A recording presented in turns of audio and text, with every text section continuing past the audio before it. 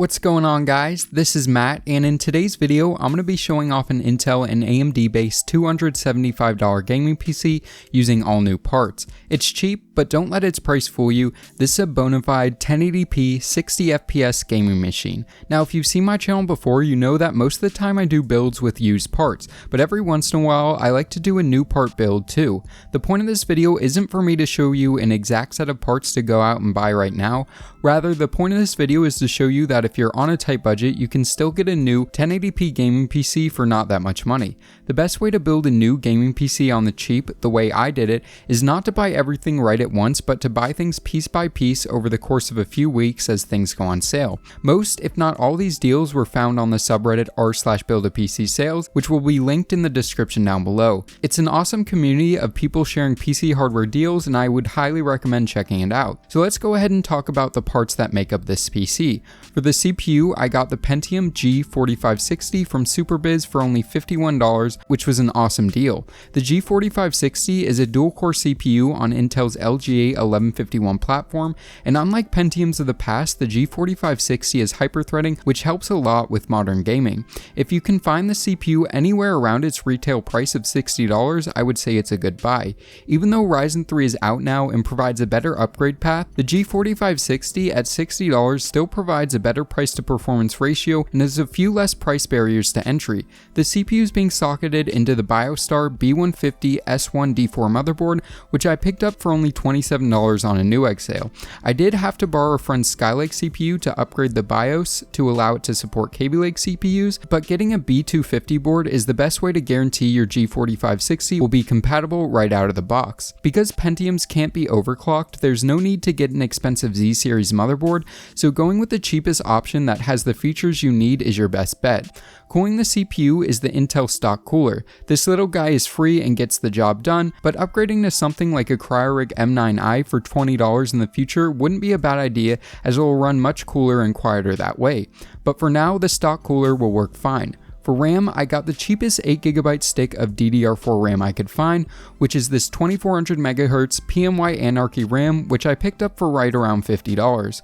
RAM prices are ridiculous right now, and 8GB is plenty for a budget gaming PC, plus using a single 8GB stick means there's a free RAM slot which will allow for an easy upgrade to 16GB in the future by just popping in another stick.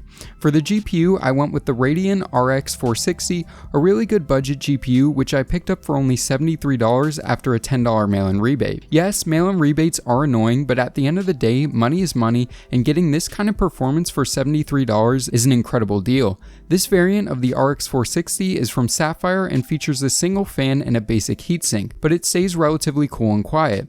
Another nice feature of the RX 460 is that it doesn't require any external PCIe power connectors, meaning it can even work with a lot of OEM systems like HP and Dell's. For storage, I went with the de facto standard 1TB Western Digital Blue 7200 RPM mechanical drive. It performs well and gives you plenty of storage for your OS programs and lots of games.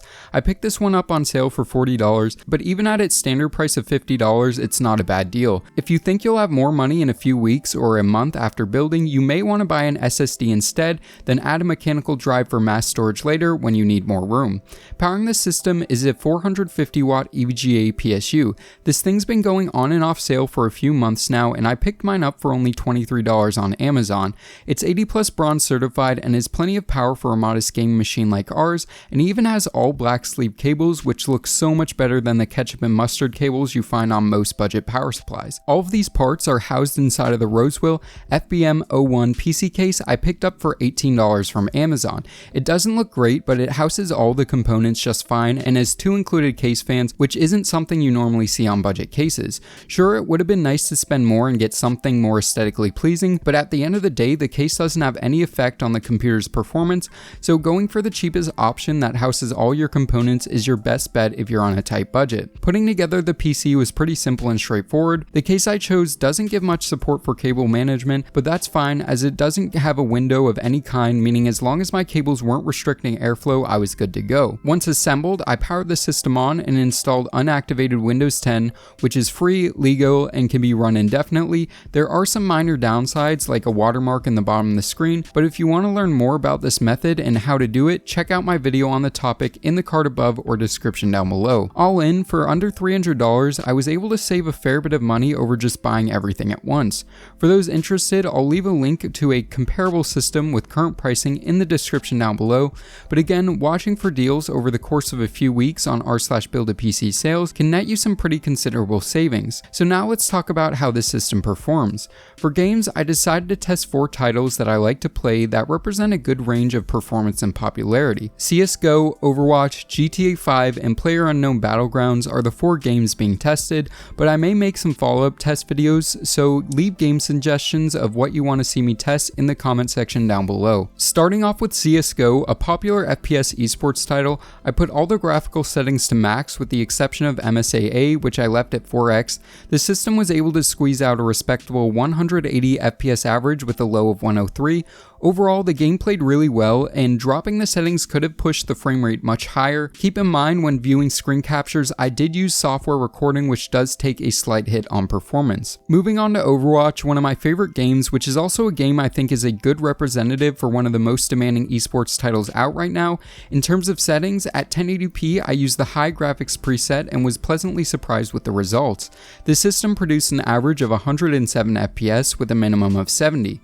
Overall, this was a really great experience with good visuals and amazing smooth performance. I think lowering the settings could have produced a 144 FPS average, but let's be honest here, if you're buying a $275 gaming PC, you're probably not pairing it with a 144Hz display. Moving on to GTA 5, I put most every graphical setting to high at 1080p. Using the built-in benchmark, I saw an average of 67 FPS with a low of 42. During actual gameplay, I saw an average consistently above 60 FPS when running around, and an average in the low 50s when driving or during other intensive scenarios. Overall, GTA 5 ran really well on this little machine.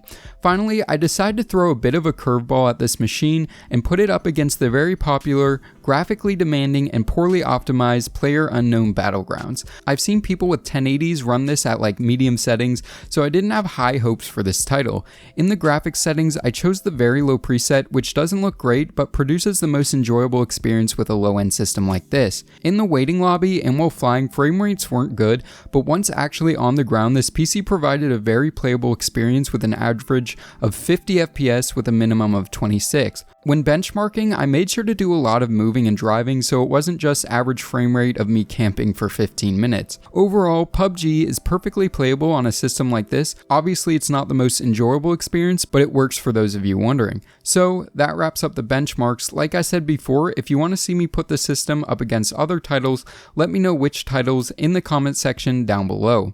Overall, I'm really happy with the gaming performance of the system and its potential for upgrading. In terms of upgrades, you could change the Pentium for any 1151 CPU all the way up to an i7. The 16x PCIe slot and 450 watt power supply will allow for all but the most power-hungry GPUs to be used, and the free RAM slot means upgrading to 16GB is as easy as popping in another 8GB stick. Though some of you may say these deals were impossible or too good to be true, I would implore you to check out r/build-a-pc sales daily for the next few weeks, and you'll be amazed at the kinds of deals you can get on new PC hardware. So yeah guys, I think this wraps this video up. I hope you guys enjoyed it. If you did, make sure to give this video a big thumbs up, as well as consider subscribing for more PC and tech related content in the future. And as always, this is Matt from Tech by Matt, signing out.